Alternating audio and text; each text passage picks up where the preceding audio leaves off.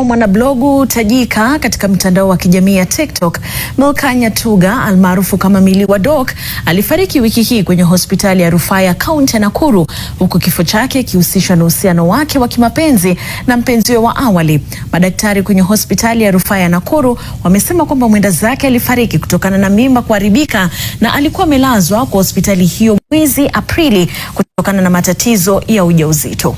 Na mtazamaji, kufa uone venye wanajisundulia kwako, kufa uone venye wanakimbia kwanza kufanya michango, kufa uone mambo mazuri wanakuongelelea. From my experience, I don't believe in my family. Na nyinyi mafamilia zangu, mimi nikikufa sitaki mnifanyie matanga, nichome niende. Hiyo pesa mnataka kufanyia watu matanga mwache kuwaste ama mpeleke children's home.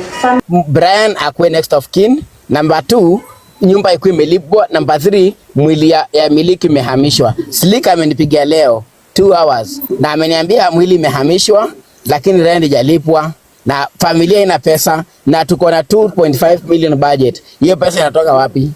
Mwiti mimi leo si nyamazi, muniue. Munakaaje kwa nyumba ya mkufi ikiwa na rent arrears na mtoto mmoja ako kwingine, mwingine ako kwingine? Munafanya nini?